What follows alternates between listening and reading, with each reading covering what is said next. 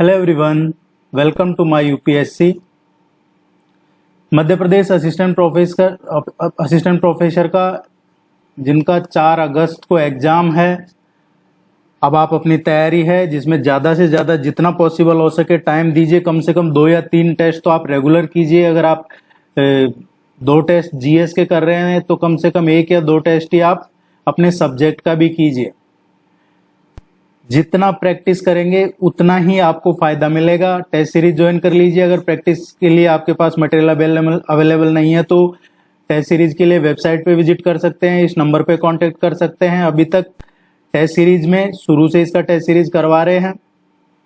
60+ test complete हो चुके हैं और पहले बैच में करवाए हैं 40 टेस्ट और इसमें भी 23-24 टेस्ट के आसपास हो चुके हैं। 23 हो चुके हैं, 24 अभी डिस्कस कर रहे हैं हम। जिन्होंने टेस्ट सीरीज ज्वाइन कर रखा है आपको ये सेंड कर दिया जाएगा। जिन्होंने नहीं किया है अभी भी आपके पास टाइम है कि आप इसका शुरू कर दीजिए जितना पॉसिबल हो सके प्रैक्टिस, क्योंकि अब हम रिवीजन शुरू कर रहे हैं।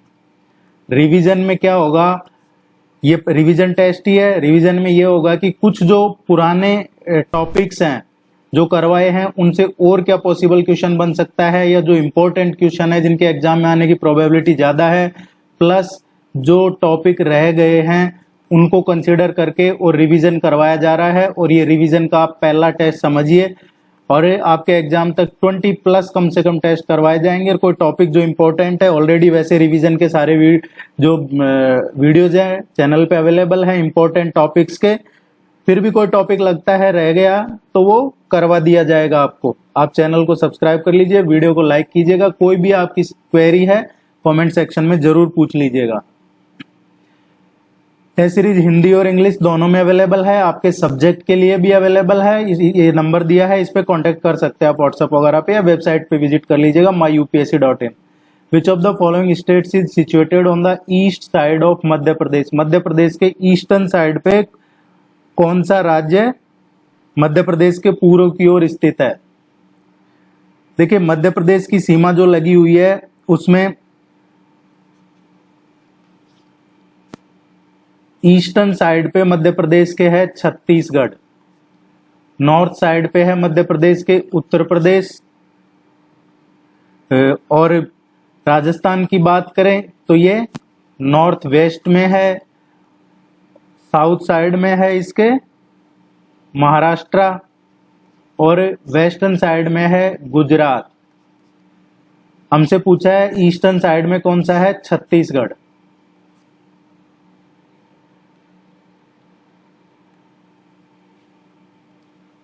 उन्नीस 1908 में रामगढ़ राज्य को कितने परगनों में विभाजित किया गया था? How many Parganas the Rajgarh state divide in 1908? 1908 में राजगढ़ को कितने परगनों में विभाजित किया गया था? देखिए, राजगढ़ जिले का जो गठन हुआ है, राजगढ़ का गठन 1948 में हुआ है और 1908 में जब इसको राजगढ़ बना था उस टाइम पे इसमें टोटल 7 परगना थे। 7 परगनों को मिला के 7 परगनों में विभाजित कर दिया गया था राजगढ़ को 1908 में। और इसका जो राजगढ़ जिले का गठन है तो 1948 में किया। यहाँ से क्वेश्चन और पूछ लिया जाता है, एक रिवर है यहाँ पे राजगढ़ जिसके किनारे पे है अजनार रिवर। अजनार रिवर है, इस क्वेश्चन का करेक्ट आंसर आएगा ए।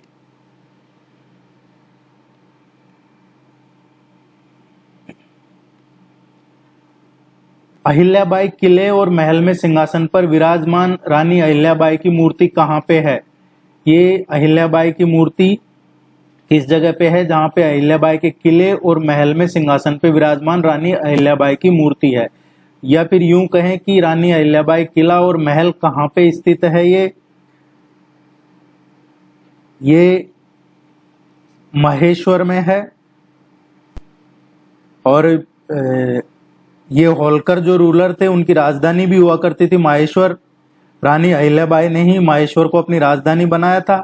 और अभी प्रेजेंट की बात करें तो माहेश्वर कहाँ पे है? माहेश्वर है ये खरगोन जिले में। खरगोन जिले में है ये। आपने अभी तक अगर कुछ भी नहीं पढ़ा है तो ये टेस्ट सीरीज फॉलो कर लीजिए, आपके अच्छा स्कोर हो जाएगा, जनरल स्टडीज में आपको कोई इश्यू नहीं रहेगा। इनमें कौन सा मध्य प्रदेश का सबसे उत्तरी जिला है? उत्तरी जिला है ये, सबसे नॉर्थ साइड में, नदन साइड में मध्य प्रदेश का कौन सा जिला है ये पूछा गया है। आपको मध्य प्रदेश के मैप के बारे में डे 1 से टेस्ट पहला जब करवाया था, जब से कहा जा रहा है कि कम से कम मैप तो आप रोज देखिए एक बार। पूर्वी बात करें तो ईस्टर्न साइड पे है सिंगरौली, सिंगरौली सबसे पूर्वी जिला है। सबसे पश्चिमी जिले की बात करें तो ये अलीराजपुर है, अलीराजपुर सबसे पश्चिमी जिला है। दक्षिणी जिले की बात करें तो बुरहानपुर है, और सबसे नदन में जो नदन जिला है, उत्तरी जिला है, ये मुरैना है, भिंड मुरैना। तो ये मुरैना सबसे नदन जिला है। मुरैना का नाम भी वहाँ जो पीकॉक है, मोर है, वो ज्यादा है, इस वजह से ये नाम पड़ा था इसका। और यहाँ मुरैना में कई रिवर्स हैं, जैसे चंबल, सुवारी, शंख, आसन, ये रिवर्स भी मुरैना जिले से ही निकलती है।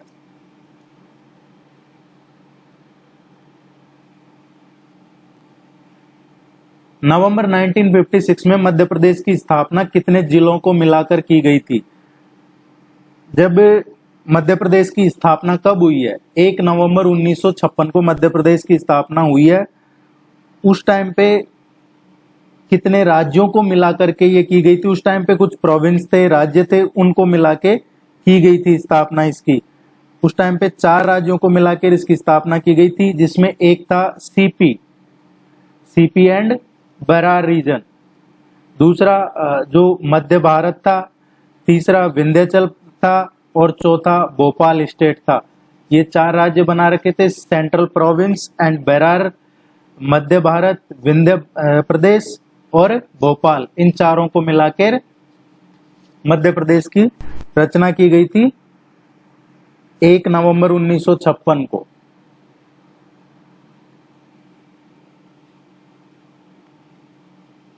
सी इसका करेक्ट आंसर आएगा।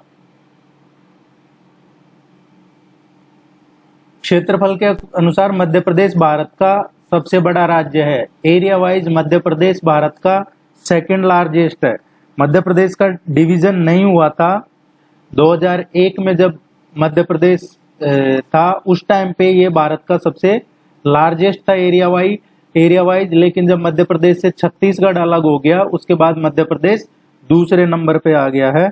पहले नंबर पे है इसमें राजस्थान है, दूसरे पे मध्य प्रदेश है, तीसरे पे महाराष्ट्र है, और इसमें चौथे पे है उत्तर प्रदेश है, 5वें पे गुजरात है। एरिया वाइज बात कर रहे हैं, नॉट पॉपुलेशन। 2011 की जो सेंसस है उसके अकॉर्डिंग। निम्न में से कौन मध्य प्रदेश का 53वां जिला बना है? 53rd डिस्ट्रिक्ट कौन सा है मध्य प्रदेश का? 53वां जिला किसको बनाया गया है? देखिए 1 अक्टूबर 2018 को, 1 अक्टूबर 2018 को टीकमगढ़ जिले से के कुछ हिस्से को अलग करके, या यूं कहें कुछ भाग को काट के, और एक नया जिला बनाया था 1 अक्टूबर 2018 में, वो था निवाड़ी को बनाया गया था। और अभी प्रेजेंट में कितने हैं मध्य प्रदेश में? 55 जिले हैं। 53वां जिला कौन सा है मध्य प्रदेश का? ये मऊगंज है। मऊगंज 53वां जिला है, 52वां था निवाड़ी। और मऊगंज कब से अस्तित्व में आया है ये 53वां जिला? 15 अगस्त से, 15 अगस्त 2023 से।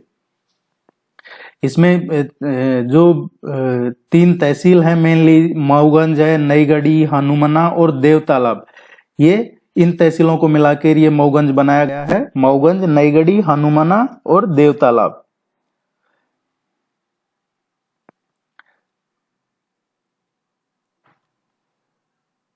दो ही है एक्चुअली विधानसभा क्षेत्र, तो बाकी उप तहसील है इसमें। जो मऊगंज और देवतालाब है ये। किस जिले की सीमा महाराष्ट्र से लगती है? इनमें से कौन से जिले की सीमा महाराष्ट्र से लगती है? तो देखिए आपको मैप याद होगा तो ये कर देंगे, या फिर मैप में देख लेते हैं हम एक बार। महाराष्ट्र से कौन कौन से जिले लगते हैं मध्य प्रदेश के? तो यहां से अलीराजपुर लगता है, बड़वानी लगता है 2, खरगोन 3, बुरहानपुर 4, खंडवा 5, बैतूल 6, पांडुर्णा 7, छिंदवाड़ा 8, सिवनी 9 और बालाघाट 10। ये 10 जिले, इनकी सीमा महाराष्ट्र से लगती है, मध्य प्रदेश के 10 जिलों की। पहले छिंदवाड़ा की लगती थी, अब जैसा कि पांडुर्णा को नया जिला बना दिया है, पांडुर्णा नया जिला बन गया है, 54th डिस्ट्रिक्ट ये पांडुर्णा ही बना है। जो 52वां जिला है, 52वां जिला बनाया गया था निवाड़ी को। उसके बाद 53वां जिला बना है मऊगंज, 54वां पांडुर्णा और 55वां बना है ये सतना से अलग होकर मेहर। तो 54वां जिला ये पांडुर्णा बना दिया है, पहले छिंदवाड़ा की लगती थी, अब छिंदवाड़ा और पांडुर्णा दोनों की सीमा महाराष्ट्र से लगती है।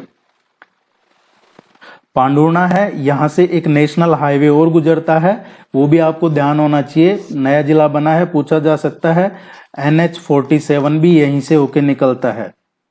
और यहाँ का एक क्वेश्चन जो अक्सर MPPSC का एग्जाम्स में पूछा जाता है, एक फेयर लगता है गोटमार फेयर, गोटमार मेला, वो भी पांडुर्णा में ही लगता है, पांडुर्णा में ही ये पूरा ये वर्ल्ड फेमस मेला है।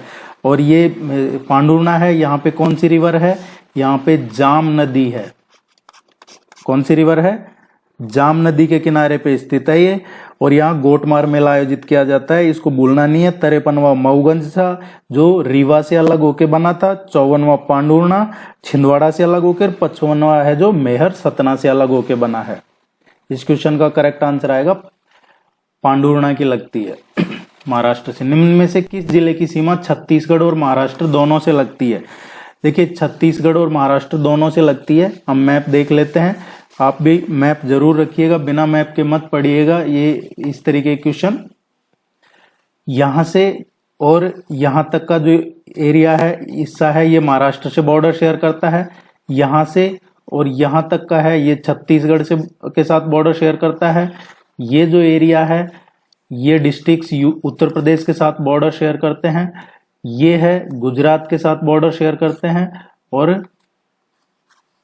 ये जो एरिया है, ये राजस्थान के साथ बॉर्डर शेयर करता है।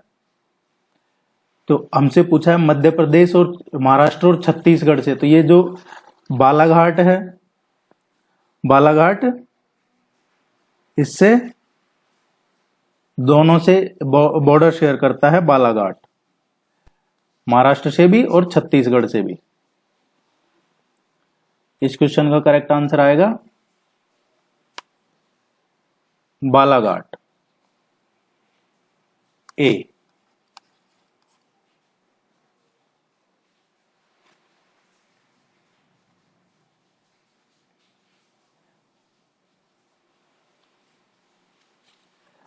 मध्य प्रांत किस वर्ष अस्तित्व में आया है? मध्य प्रांत है, ये कब अस्तित्व में आया है?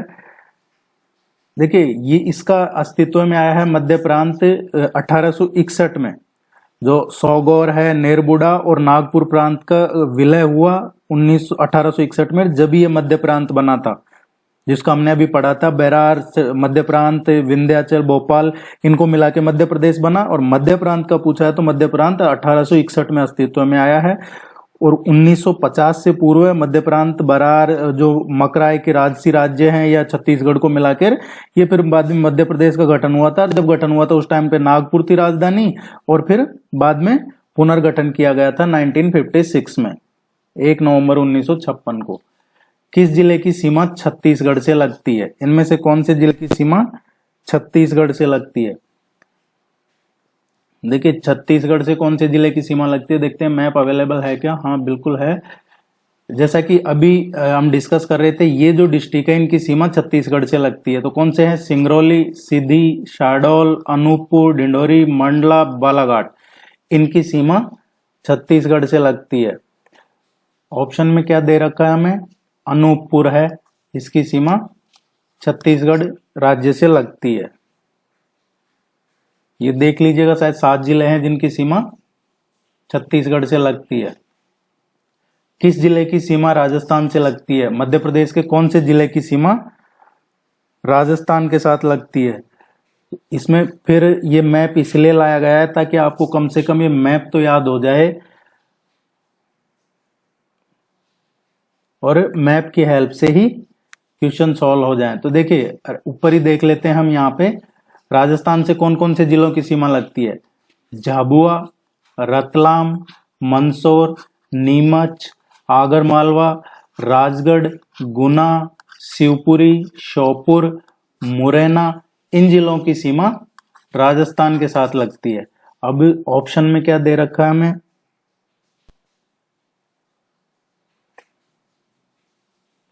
ऑप्शन के हिसाब से गुना जिले की लगती है। राजस्थान से 10 जिलों की सीमा लगती है मध्य प्रदेश के। गुना, शिवपुरी, मुरैना, राजगढ़, नीमच, मंदसौर, रतलाम, झाबुआ, श्योपुर, आगरमालवा और मुरैना, जो हम पढ़ रहे थे अभी, सबसे उत्तरी डिस्ट्रिक्ट है। इस नंबर पे आप जरूर कांटेक्ट कीजिएगा, टेस्ट सीरीज ज्वाइन कर लीजिए अगर अभी तक तैयारी शुरू नहीं की है तो।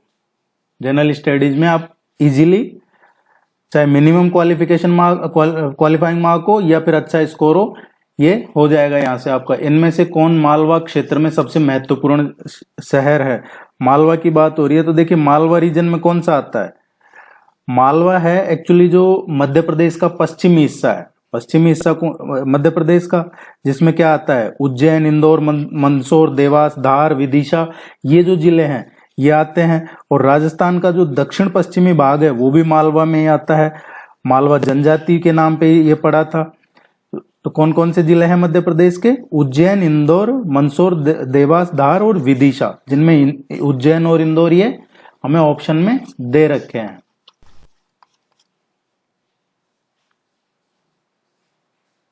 मैप में जरूर देखिएगा मालवा रीजन।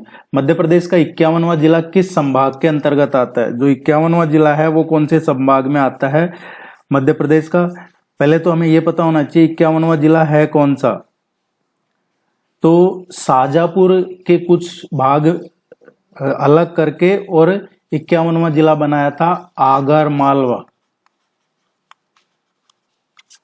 ये बनाया गया था 51वां जिला, आगरमालवा को बनाया था। और इसका जो संभाग है ये कौन से डिवीजन में आता है? उज्जैन डिवीजन में। कब बनाया गया था इसको? 16 अगस्त 2015 को।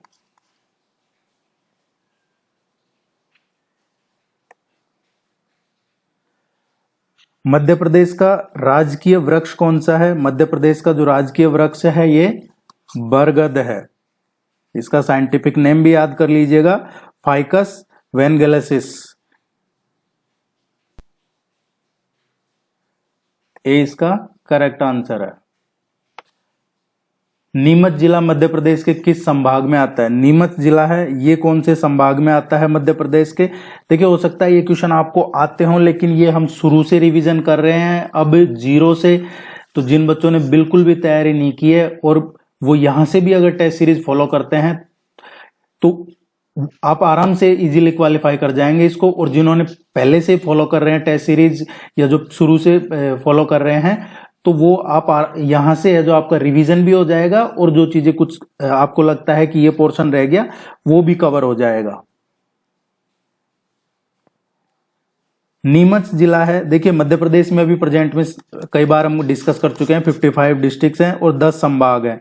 अब ये नीमच जिला है ये भी उज्जैन डिवीजन में ही आता है। उज्जैन डिवीजन में अभी 7 जिले हैं, इसमें 7 डिस्ट्रिक्ट्स हैं जिसमें देवास है, मंदसौर, नीमच, रतलाम, शाजापुर और उज्जैन।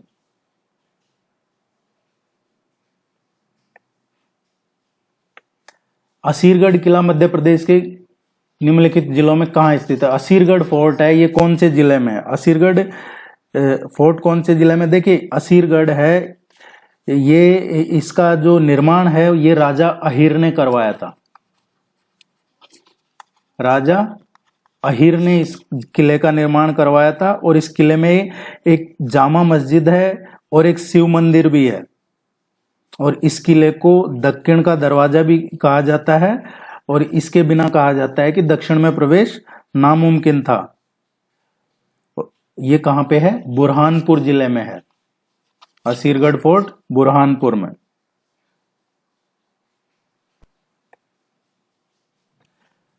टू 2008 में अलीराजपुर जिला बनने से पहले किस जिले का हिस्सा था? 2008 में जब अलीराजपुर जिला बना है तो उससे पहले किस जिले का हिस्सा था? ये शिवराज सिंह चौहान जी थे उस टाइम चीफ मिनिस्टर, उन्हीं के टाइम पे ये अलीराजपुर है जो जिला बना था, 49th डिस्ट्रिक्ट बना था ये मध्य प्रदेश का 2008 में। और इसमें जो मेन जनजातियां हैं, भील, मिलाला, पटेलिया, ये इंपॉर्टेंट जनजातियां भी हैं। और आजादी के तुरंत बाद ही अलीराजपुर है जो ये मध्य भारत जो हम डिस्कस कर रहे थे ऊपर, उस राज्य का हिस्सा बन गया था। और अलीराजपुर फिर इसमें झाबुआ में शामिल हो गया था, और फिर बाद में झाबुआ से ये अलग जिला बना है। इसका करेक्ट आंसर आएगा 2008 में। ये झाबुआ और अलीराजपुर दोनों गुजरात से बॉर्डर शेयर करते हैं। झाबुआ राजस्थान से भी करता है, अलीराजपुर महाराष्ट्र से भी करता है, लेकिन झाबुआ और अलीराजपुर दोनों ट्राइबल डिस्ट्रिक्ट हैं, ये गुजरात से बॉर्डर शेयर करते हैं। सिंगरौली का जिला मुख्यालय कहाँ पे है? सिंगरौली है इसका जिला मुख्यालय। मध्य प्रदेश का 50वां जिला था सिंगरौली, 49वां अभी हम ऊपर डिस्कस कर रहे थे अलीराजपुर, और 50वां था सिंगरौली। 24 मई 2008 को इसको सीधी जिले से अलग करके सिंगरौली को जिला बनाया था। ये एनर्जी कैपिटल, ऊर्जा राजधानी भी कहा जाता है मध्य प्रदेश की। और ये पहले है जो रीवा जो रियासत थी, रीवा रियासत में आता था ये, और बघेलखंड क्षेत्र का हिस्सा था, और इसका मुख्यालय है वेढन में, डिस्ट्रिक्ट हेडक्वार्टर। अभी ये जो सीधी से अलग करके बनाया है, सीधी जिले के ईस्टर्न साइड में पड़ता है ये, बघेलखंड रीजन में आता है। पन्ना जिला मध्य प्रदेश के किस संभाग में के अंतर्गत आता है? पन्ना जिला मध्य प्रदेश में किस संभाग में आता है? देखिए पन्ना किसके लिए फेमस है? ये हीरे की खान है, यहाँ पे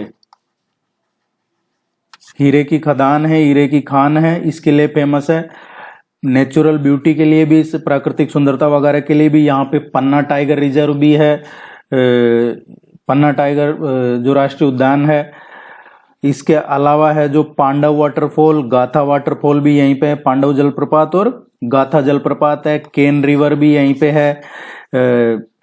और एक क्वेश्चन देखा था मैंने एमपीपीएससी के एग्जाम में, पूछा गया था प्रीवियस कि ये पन्ना जिले की 2011 की जनगणना के अकॉर्डिंग पन्ना जिले की जनसंख्या किस देश के लगभग बराबर है, किस राज्य के लगभग बराबर है? तो ये पन्ना की जो पॉपुलेशन है साइप्रस के बराबर है, जो साइप्रस है उसके बराबर है। साइप्रस क्या है?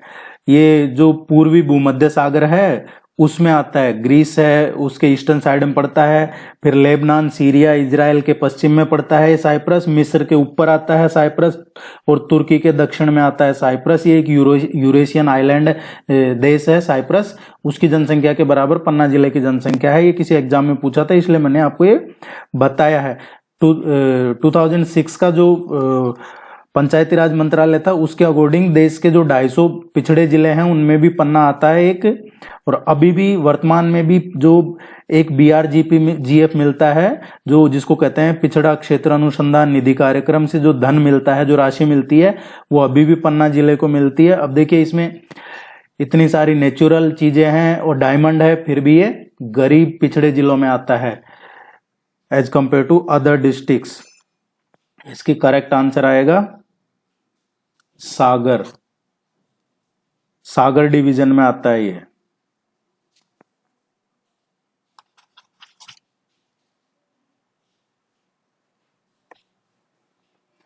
मुरैना जिला मध्य प्रदेश के किस संभाग के अंतर्गत आता है? मुरैना जिला है, ये मुरैना आता है। देखिए अभी हमने पढ़ा यहाँ पे मुरैना है, भिंड है, ये भिंड मुरैना वाला जो रीजन है इसको कहा जाता है बीहड़। बीहड़ का जो एरिया है वो एरिया है ये, और बीहड़ मतलब चंबल, और उसी के नाम पे ये डिवीजन का भी रख रखा है, चंबल डिवीजन। मुरैना चंबल डिवीजन में आता है ये।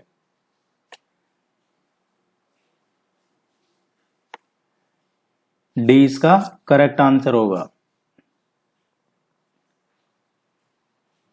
देखिए ये इसलिए भी इंपॉर्टेंट है ताकि आपको कम से कम यहां से पता रहे किस डिवीजन में कौन सा जिला आता है, किस डिवीजन में कितने जिले आते हैं, और मैप आपको एक बार याद हो जाए मोटा मोटा थोड़ा, ताकि आगे जब हम करेंगे धीरे धीरे ये प्रैक्टिस तो आपको इतना दिक्कत नहीं रहेगी, आपके ऊपर से नहीं निकलेंगे क्वेश्चन।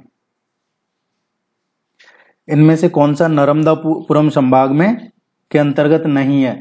तो नर्मदापुरम में, अब हमें ये पता होना चाहिए नर्मदापुरम में कितने डिस्ट्रिक्ट हैं, कौन से डिस्ट्रिक्ट हैं। नर्मदापुरम है, इसमें हरदा है, बैतूल है, नर्मदापुरम है, ये जिले आते हैं। तो हरदा है, बैतूल है, हरदा है, नर्मदापुरम है। ये होशंगाबाद, नर्मदापुरम को पहले होशंगाबाद ही कहते थे, अब इसको नर्मदापुरम रीनेम कर दिया है। सीहोर है, ये भोपाल डिवीजन में आता है। सीहोर भोपाल डिवीजन में आता है।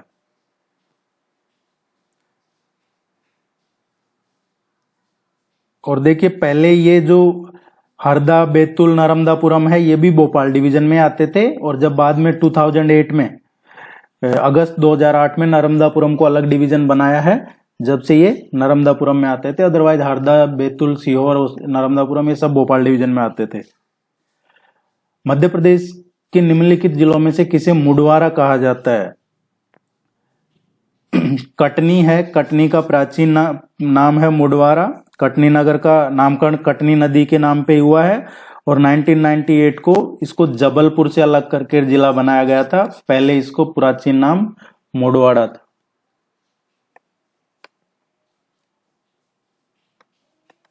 कौन सा शहर मध्य प्रदेश के वाणिज्यिक राजधानी के रूप में जाना जाता है? मध्य प्रदेश की वाणिज्यिक राजधानी, कमर्शियल कैपिटल है, ये इंदौर को कहा जाता है। यहाँ पे राष्ट्रीय शिक्षा केंद्र है, खेल एवं आभूषण है के भी है, या फिर एमपी स्टॉक एक्सचेंज भी यही एक्टिविटी है उसकी भी। मध्य प्रदेश का उच्च न्यायालय कहाँ पे स्थित है? मध्य प्रदेश का उच्च न्यायालय है, ये इसकी मेन पीठ है जबलपुर में, और इसके अलावा इसकी 2 ब्रांचेज हैं, इंदौर और ग्वालियर में। यहाँ पे ये 2 ब्रांचेज हैं, बाकी जो मेन ब्रांच है, मेन मुख्य पीठ है, वो जबलपुर में है। मध्य प्रदेश का राजकीय फल कौन सा है? मध्य प्रदेश का राजकीय फल है ये आम है। मध्य प्रदेश 1 नवंबर 1956 को गठन हुआ है। इसका जो राजकीय पुष्प है सफेद लिली है। राजकीय जो पशु है, स्टेट एनिमल, बारहसिंगा है। राजकीय पक्षी है वो दूधराज है। इसके अलावा जो राजकीय वृक्ष है बरगद है, और जो राजकीय खेल है वो मलखंभ है।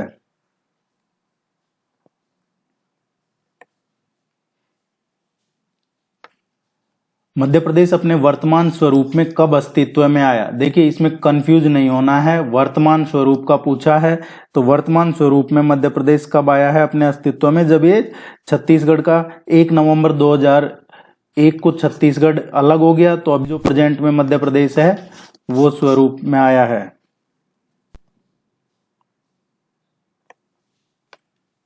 मध्य प्रदेश की राज्य मछली महासीर संबंधित है। मध्य प्रदेश की ये स्टेट फिश महासीर है, ये किससे संबंधित है? देखिए इसको टाइगर ऑफ रिवर कहा जाता था एक टाइम पे, महासीर को टाइगर ऑफ रिवर कहा जाता था, और कुछ टाइम पहले तक इसकी जो है 25% के आसपास थी इसकी, ये पाई जाती थी। नर्मदा में 25% के आसपास महासीर मछलियां होती थी, लेकिन अभी शायद 4-5% के आसपास ही है, ये लुप्त होती जा रही है। और इसको कहा ये टॉर्जीन महासीर है, ये टॉर्जीन से संबंधित है।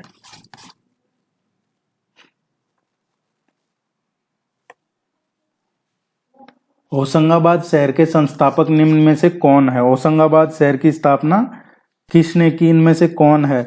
होशंगाबाद है, ये नर्मदा नदी के किनारे पे है। होशंगाबाद है, इसीलिए इसको नर्मदापुरम के नाम से भी जानते हैं। अब इस शहर का नाम है जो होशंगाबाद, उस टाइम मालवा के जो शासक थे होशंग उनके नाम पे रखा था। ये मध्य प्रांत और बरार के जो नेखुदा है प्रभाग था उसका हिस्सा था, और 47 में स्वतंत्रता के बाद में मध्य भारत का राज्य बन गया था होशंगाबाद।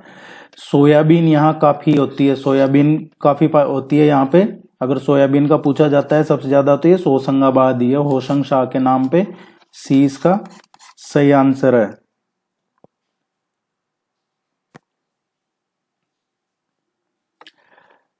रानी दुर्गावती ने मध्य प्रदेश की निम्नलिखित में से किस रियासत पर शासन किया था? रानी दुर्गावती है, ये गोंडवाना रियासत पे शासन किया था। इनका जन्म है कालिंजर के किले में, जो बांदा जिला है अभी उत्तर प्रदेश में, वहां हुआ था। इनके पिताजी चंदेल शासक थे, कीरत रॉय।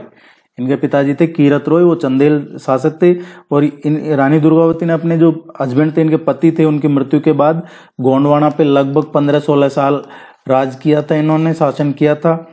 और मुगलों से युद्ध भी किया था, मुगलों को हराया भी था इन्होंने एक बार, और बाद में मुगलों से ये अंतिम युद्ध हार गई थी और वीरगति को प्राप्त की। ये इसका करेक्ट आंसर है।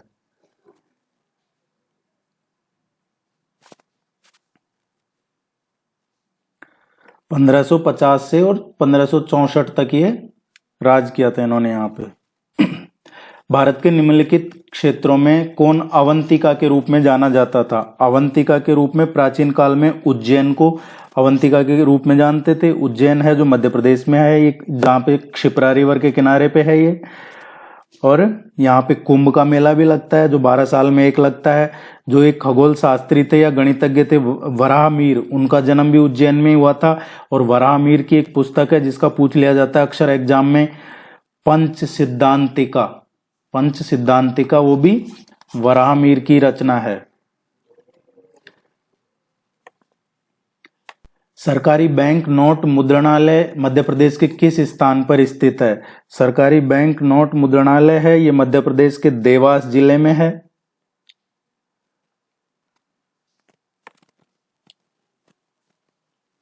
देवास में है ये। और इसकी स्थापना की गई थी 1974 में। यहाँ पे 10 के 20, 50, 100, 500 इनके नोट छापे जाते थे। और 1967 में होशंगाबाद में सिक्योरिटी पेपर मिल की भी स्थापना की गई थी, जहां स्टाम्प पेपर, नोट बनाने वाले कागज, इनका उत्पादन होता था होशंगाबाद में। बाकी सरकारी बैंक के जो नोट है ये देवास।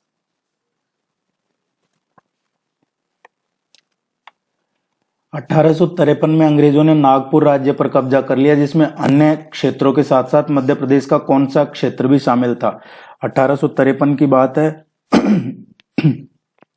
1853 से 61 तक नागपुर प्रांत है, जिसमें अभी प्रेजेंट का नागपुर है, छिंदवाड़ा है और छत्तीसगढ़, ये शामिल हुआ करते थे। उसमें उस टाइम जो नागपुर प्रांत था उसमें मध्य प्रांत और बरार का हिस्सा बन गया था नागपुर प्रांत। और ब्रिटिश केंद्रीय सरकार के अधीन एक कमिश्नर लगाया जाता था। यहाँ पे प्रशासन को कौन संभालता था? एक कमिश्नर लगा दिया जाता था, जिसकी राजधानी नागपुर थी। 1853 में अंग्रेजों ने नागपुर पे कब्जा कर लिया था, जिसमें दक्षिणी पूर्वी मध्य प्रदेश, पूर्वी महाराष्ट्र और अधिकांशतः छत्तीसगढ़ शामिल था। 1961 में जो मध्य प्रांत है, इसके बनने के लिए फिर सागर और बूबा प्रदेशों को भी साथ में जोड़ा गया था। तो इसका जो करेक्ट आंसर आएगा, दक्षिणी पूर्वी मध्य प्रदेश भी शामिल था।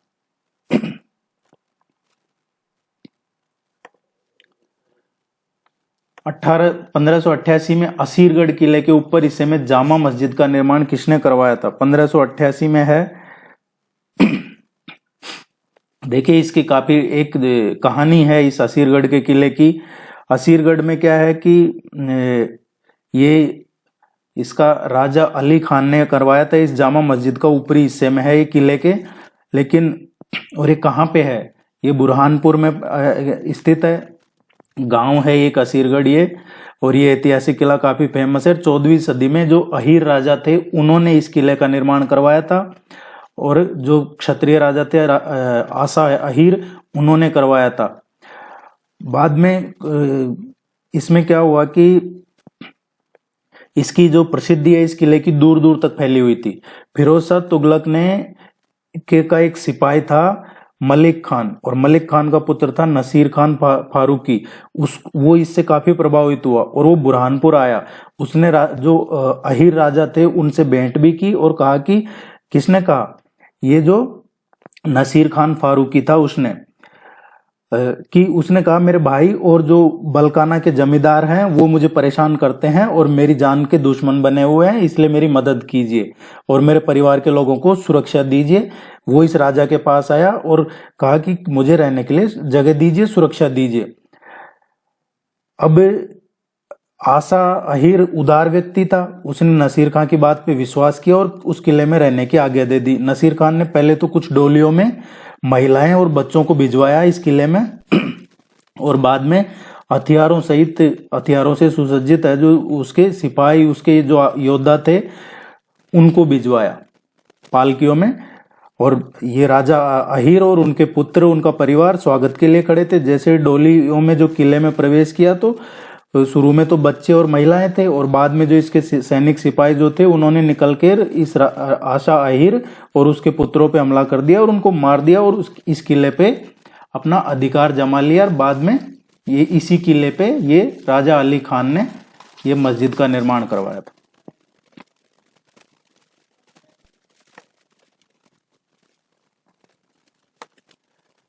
अठारह से मालवा में राजनीतिक एजेंट का मुख्यालय कहाँ रहा है? 1895 से मालवा में राजनीतिक एजेंट का मुख्यालय रहा है नीमच में। नीमच भारत में जो अंग्रेजों की इस टाइम पे देखिए 26 और 48 जो फील्ड आर्टिलरी बैटरी आर्टिलरी थी उसका केंद्र नीमच ही था। कौन सी? 26वीं और 48वीं बटालियन, उसका केंद्र नीमच ही था ब्रिटिशर्स के दौर में।